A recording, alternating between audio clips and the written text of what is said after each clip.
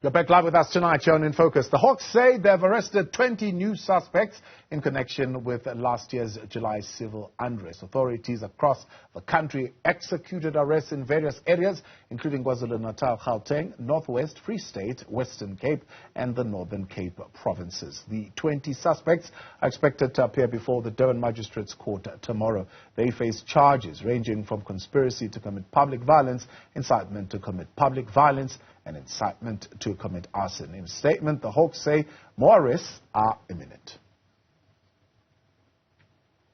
Let's get more details now, as well as a reaction. We're firstly joined by the head of the Directorate for Priority Crime Investigations, also known as the Hawks. We have with us Lieutenant General Godfrey Lebeya.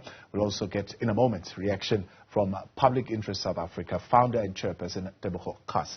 General, good evening, and thank you very much for your time and for joining us tonight here on In Focus. It has taken just over a year, maybe, and a month for us to get to this point. You've been probing this for a whole year. How significant are these arrests, and how tightly linked to the civil unrest that we saw are these individuals? Good evening, and good evening to our listeners. As you can see, that the investigation has taken us longer than what one would have expected. Immediately after the incident, there were a few individuals that were arrested. And then after that arrest, we had to continue to conduct the investigation to comb through the inclusive of the WhatsApp, the Facebook, and identified a number of individuals that were involved in conspiring and inciting others to commit crime. Based on this, we had to identify the conduct of each individual.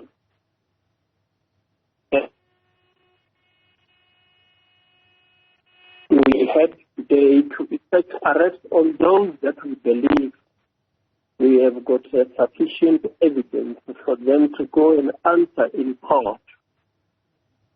So for us, it is significant to tell the public or potential perpetrators of similar incidents that once you have committed crime, you should account for it. Now, General, there were several, as you mentioned, other high-profile arrests that we saw immediately after the July unrest and maybe even subsequent following months. These were high-profile individuals which were thought to have been the masterminds behind the whole thing because of the various activities that they were displaying on social media. But all these individuals have then later been released, and we're not very sure whether those cases are still being pursued or whether you were able in any way indeed to be able to link them as the masterminds of the July unrest. How confident are you that the ones that you have arrested today, the 20, you will be able to link them? Even though those that we have arrested at the beginning, they have not all been released. There are those that are still standing trial, and some of their matters are ready for hearing.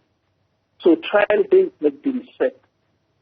Yes, indeed, there are few that whose cases have been withdrawn, pending additional evidence that would be required.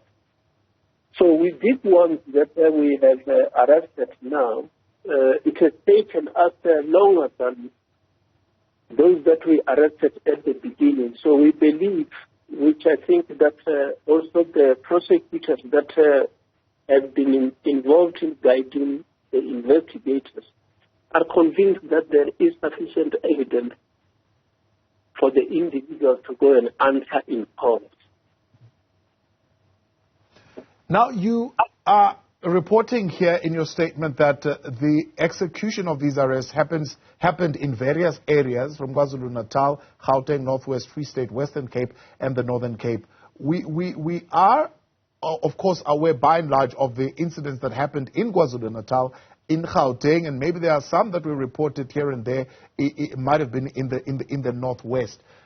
Are you saying to us that the instigators of this were in all these areas, and they could have been planning even other situations and vandalism and so on in, for example, the Western Cape, the Northern Cape, as well as the Free State?